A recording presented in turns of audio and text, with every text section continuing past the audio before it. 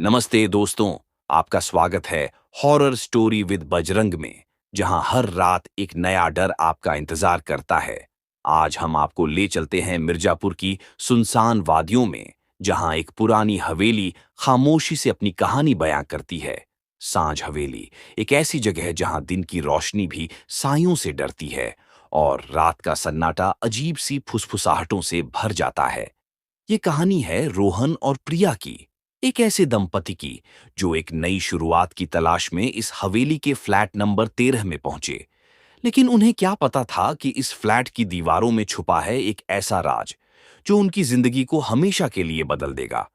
तो लाइट्स बंद कर लीजिए, अपने आसपास की हर आहट को गौर से सुनिए, क्योंकि आज की कहानी आपको उस दुनिया में ले जाएगी जहां हर कदम पर डर और हर साय में एक अनकहा सच छुपा है।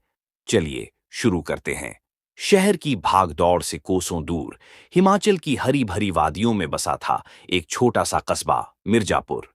यह जगह अपनी शांत वादियों, घने जंगलों और ठंडी हवाओं के लिए जानी जाती थी। लेकिन स्थानीय लोग फुसफुसाते हुए कहते थे कि मिर्जापुर के कुछ कोने ऐसे हैं जहां रात का सन्नाटा अजीब सी आवाजों से भर जाता है।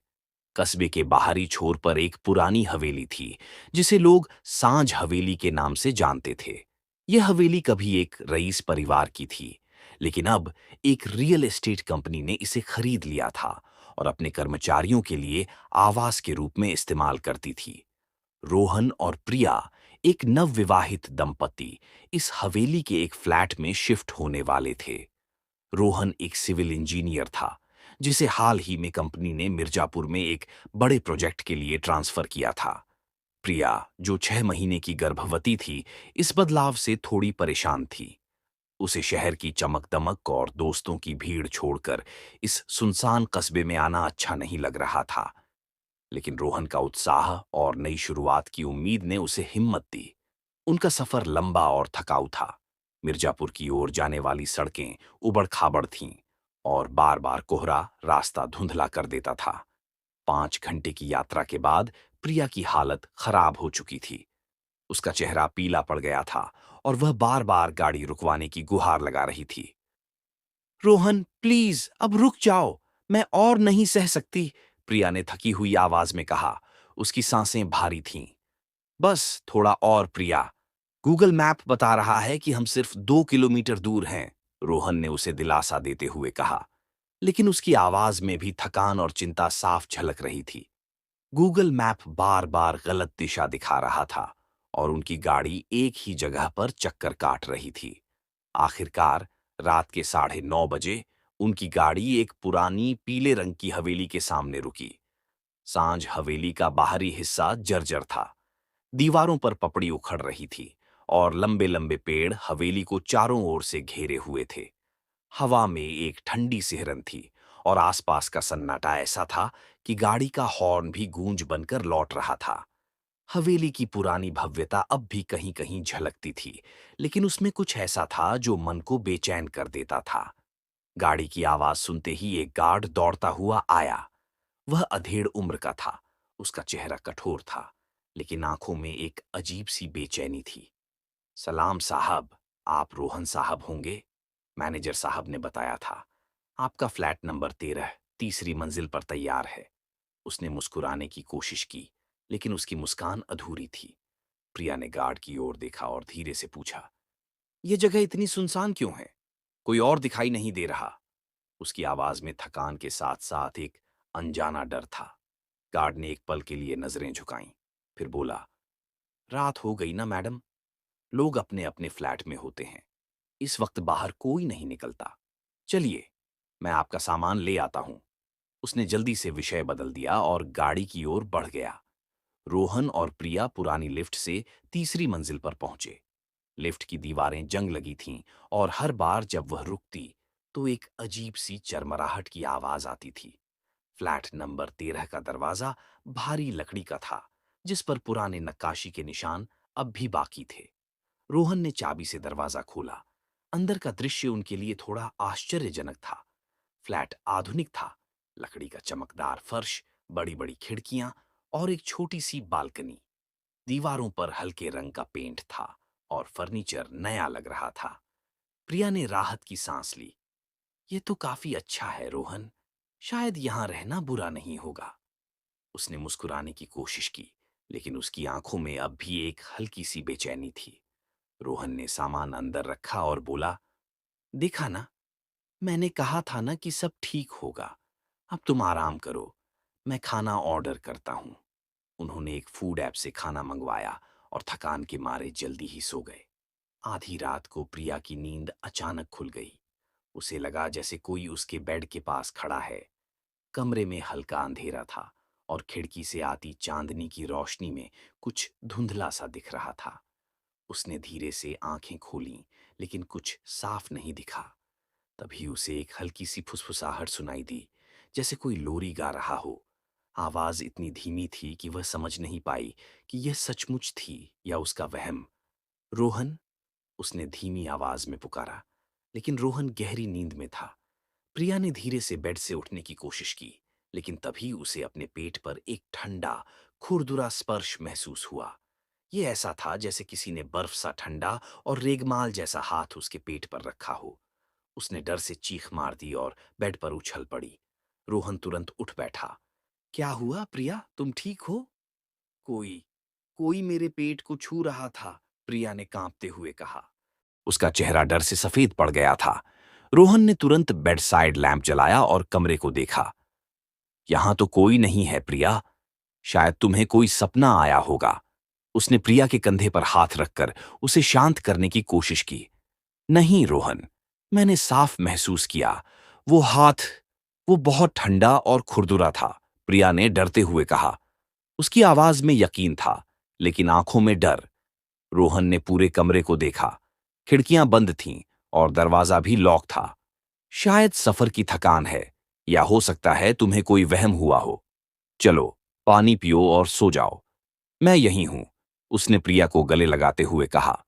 लेकिन प्रिया की आंखों में नींद नहीं थी। उसे यकीन था कि कुछ गलत था। वह रात भर करवटें बदलती रही और हर छोटी सी आहट पर चौंक जाती थी। अगली सुबह रोहन ऑफिस के लिए जल्दी तैयार हो गया। वह प्रिया को अकेले छोड़ना नहीं चाहता था, लेकिन प्रोजेक्ट की शुरुआत थी और उसे जाना जरूरी था। प्रिया, तुम आराम करना, मैं जल्दी लौट आऊंगा। कुछ चाहिए तो मुझे फोन करना, उसने कहा और दरवाजे की ओर बढ़ गया। प्रिया ने हल्की सी मुस्कान दी, लेकिन उसका मन बेचैन था। वह घर में अकेली थी। उसने सोचा कि शायद चाय पीकर उसका मन हल्का होगा। वह बालकनी में बैठकर चाय पी रही थी, तभी दरवाजे की घंटी बजी। उसने दरवाजा खोला तो सामने एक अधेड़ उम्र की औरत खड़ी थी। उसका चेहरा सख्त था और आंखों में एक अजीब सी गहराई थी। मैडम, मैं कमला हूं। गार्ड ने कहा था कि आपको घर के काम के लिए मदद चाहिए। प्रिया ने उसे अंदर बुलाया। हाँ, मुझे मदद चाहिए, लेकिन मुझे पूरे दिन की जरूरत है। मेरी हालत तुम देख ही रही हो। प्रिया ने अपने पेट की ओर इशारा किया। कमला ने प्रिया को गौर से देखा और धीरे से बोली, मैडम, मैं दिन भर तो नहीं रह सकती, और अगर आप बुरा न माने तो मैं कहूं, आपको इस फ्लैट में नहीं रहना चाहिए। प्रिया चौंक गई। क्यों? क्या बात है? उसकी आवाज में बेचैनी थी।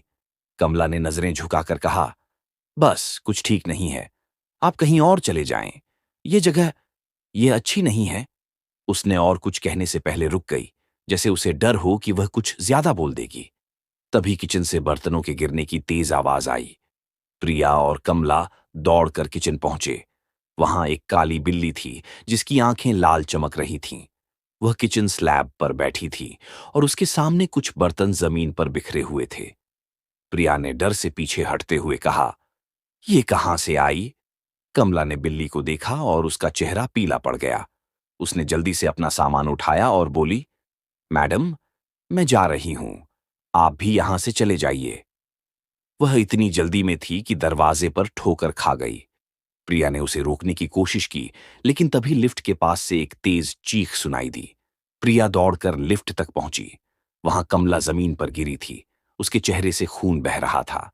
पास में दो काली बिल्लियां थीं, जो प्रिया को घूर रही थीं। उनकी आंखों में एक अजीब सी चमक थी। प्रिया ने डर से चीख मारी और पीछे हट गई। उसने जैसे ही पलटकर भागने की कोशिश की, उसे लगा जैसे कोई साया उसके पीछे चल रहा है। वह अपने फ्लैट में पहुंची और दरवाजा बंद कर लिया। उसका दिल जोर जोर से धड़क रहा था। वह दीवार के सहारे बैठ गई और अपने पेट को सहलाने लगी। कोई नहीं, सब ठीक हो जाएगा, उसने खुद को दिलासा दिया, लेकिन उसकी आवाज कांप रही थी। शाम को जब रोहन घर लौटा, प्रिया ने उसे सारी बात बताई। रोहन, इस जगह में कुछ गलत है। कमला की हालत, वो बिल्लियां, मुझे डर लग रहा है। रोहन ने उसे शांत करने की कोशिश की। प्रिया, शायद कोई हादसा हुआ होगा। मैं गार्ड से बात करता हूं, तुम चिंता मत करो। उसने फूड ऐप से खाना ऑर्डर किया और दोनों बालकनी में बैठ गए। रात गहराने लगी थी। प्रिया को फिर से एक लोरी की आवाज सुनाई दी। यह आवाज इतनी धीमी और ठंडी थी कि उसका शरीर सिहर उठा। रोहन, सुन रहे हो? कोई लोरी गा रहा है। उसने रोहन का हाथ पकड़ा और अपने पेट पर रखा। देखो, बच्चा भी हिल रहा है। रोहन ने ध्यान से सुना, लेकिन उसे कुछ सुनाई नहीं दिया। प्रिया, तुम्हें कोई भ्रम हो रहा है। चलो, सो जाओ। लेकिन प्रिया को यकीन था कि कुछ गलत था। उस रात जब दोनों सो रहे थे, प्रिया को फिर से एक ठंडा स्पर्श महसूस हुआ। उसने आंखें खोलीं तो देखा कि बेड के पास एक साया खड़ा था। यह एक औरत थी, जिसके चेहरे पर जलने के निशान थे। उसके हाथ में एक पुरानी फटी हुई गुड़िया थी। उसकी आंखें चमक रही थीं और वह प्रिया को घूर रही थी। प्रिया चीख पड़ी और रोहन को जगाया, लेकिन जब रोहन ने लाइट जलाई, वहां कोई नहीं था। प्रिया, तुम ठीक हो? वहां तो कोई नहीं है, रोहन ने चिंतित होकर कहा। मैंने देखा रोहन, एक औरत थी, उसके हाथ में गुड़िया थी। प्रिया का शरीर कांप रहा था। रोहन ने उसे गले लगाया और बोला, शायद थकान की वजह से ऐसा लग रहा है। मैं सुबह गार्ड से बात करूंगा। लेकिन प्रिया की आंखों में डर था। उसे यकीन था कि यह कोई वहम नहीं था। रोहन ने प्रिया को गले लगाए रखा, लेकिन उसका मन भी अब बेचैन था। रात का सन्नाटा और प्रिया की डरी हुई आंखें उसे परेशान कर रही थीं। उसने सोचा कि सुबह होते ही वह गार्ड से पूरी बात पूछेगा और इस फ्लैट को छोड़ने का इंतजाम करेगा। लेकिन रात अभी बाकी थी और मिर्जापुर की ठंडी हवाएं हवेली की खिड़कियों से टकराकर अजीब सी साएं साएं की आवाज पैदा कर रही थीं। प्रिया ने रोहन का हाथ कसकर पकड़ लिया और बोली, रोहन, मुझे नींद नहीं आ रही। मुझे लगता है वो औरत अभी भी यहीं कहीं है। प्रिया, तुम ज्यादा सोच रही हो। ये सिर्फ थकान और नई जगह का असर है। मैं तुम्हें कुछ नहीं होने दूंगा। रोहन ने उसे दिलासा देने की कोशिश की, लेकिन उसकी आवाज में आत्मविश्वास की कमी थी। उसने लाइट्स जलाए रखीं और प्रिया को सुलाने की कोशिश की, लेकिन प्रिया की आंखें हर छोटी सी आहट पर खुल जाती थीं। सुबह होने से पहले तड़के करीब 3 बजे एक तेज चीख ने दोनों को जगा दिया। यह चीख कहीं दूर से नहीं, बल्कि उनके अपने फ्लैट के अंदर से आई थी। प्रिया ने डर से रोहन को पकड़ लिया। रोहन, ये क्या था? कोई हमारे घर में है। उसकी आवाज कांप रही थी। रोहन ने तुरंत बेड से उठकर टॉर्च उठाई और कमरे का दरवाजा खोला। हॉल में अंधेरा था, लेकिन बालकनी की खिड़की से आती चांदनी की रोशनी में कुछ हिलता हुआ दिखाई दिया।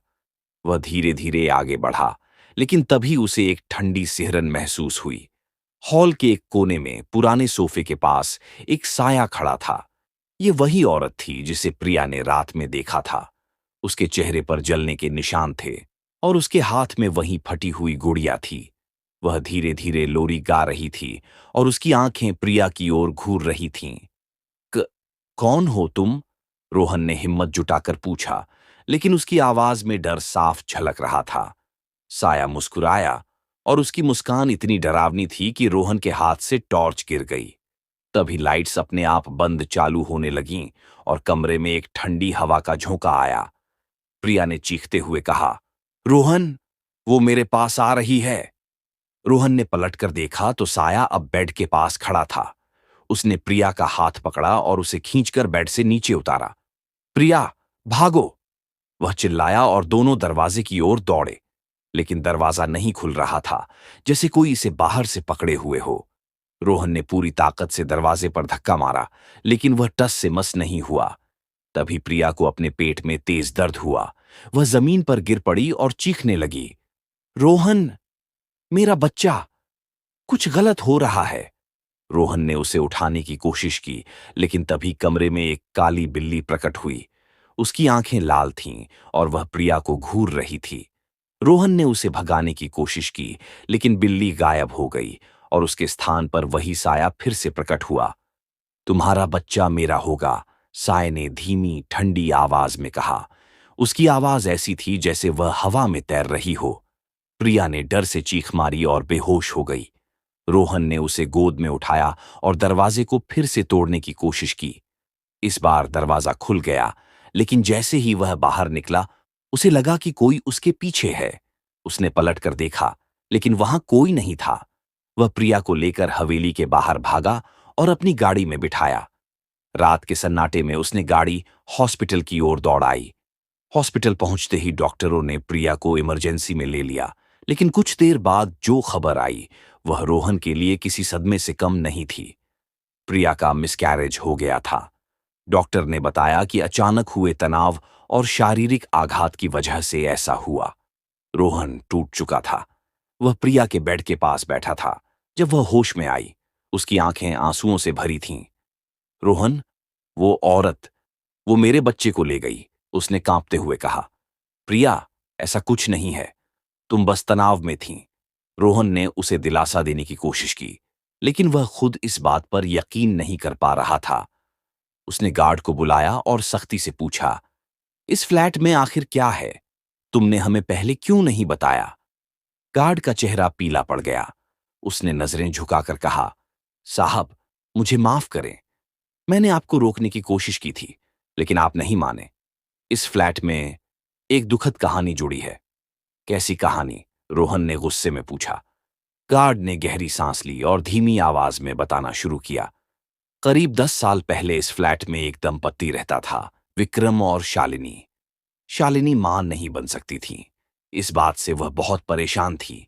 उसने एक पुरानी गुड़िया को अपना बच्चा मान लिया था। वह दिन रात उस गुड़िया को लोरी गाती थी, उसे पालती थी। विक्रम को उसकी हालत देखकर दुख होता था। उसने शालिनी को खुश करने के लिए एक सरोगेट मदर की मदद ली।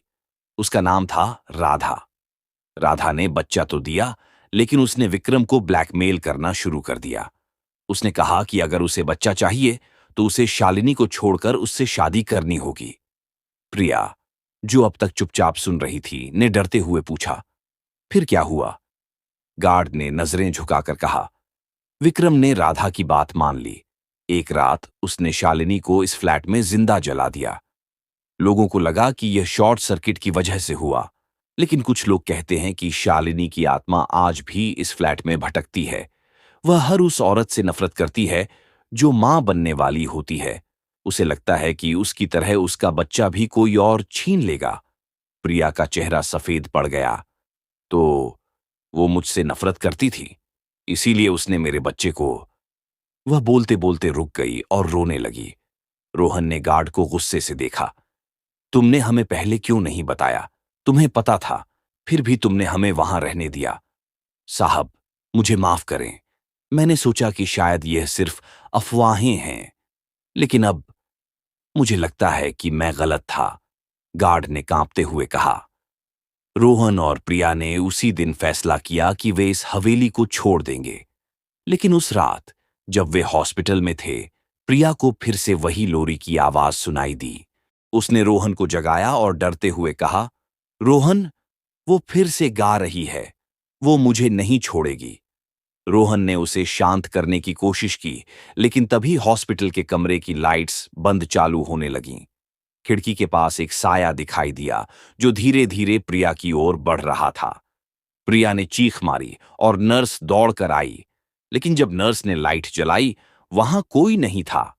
अगले दिन रोहन ने प्रिया को लेकर मिर्जापुर छोड़ दिया। वे एक नए शहर में चले गए, लेकिन प्रिया की हालत ठीक नहीं थी। वह रात को अक्सर लोरी की आवाज सुनती थी और डर से चीख पड़ती थी।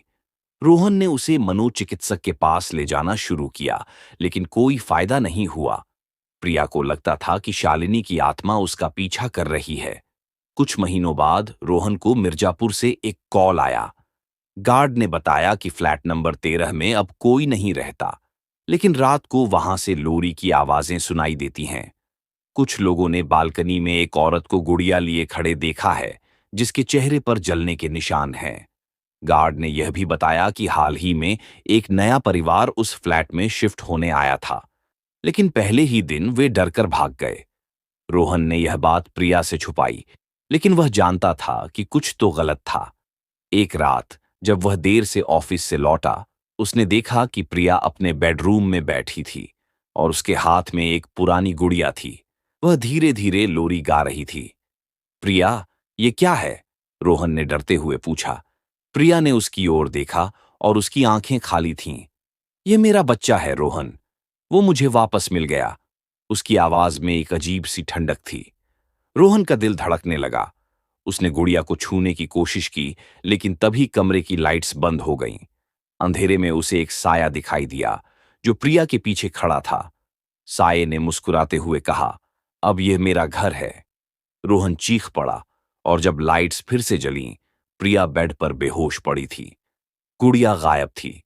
तो दोस्तों, यह थी सांझ हवेली के फ्लैट नंबर 13 की कहानी, जहां शालिनी की आत्मा आज भी अपनी गुड़िया को थामे लोरी गाती है।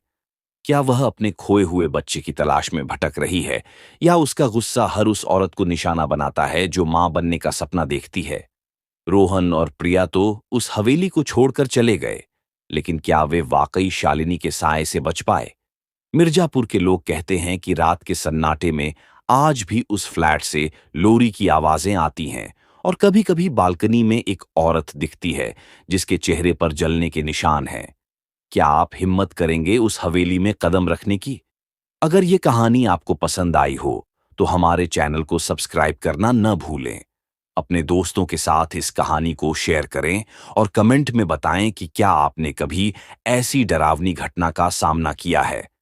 अगली बार फिर मिलेंगे एक नई हॉरर स्टोरी के साथ। तब तक सावधान रहिए, क्योंकि हो सकता है कोई साया आपकी ओर देख रहा हो। नमस्ते।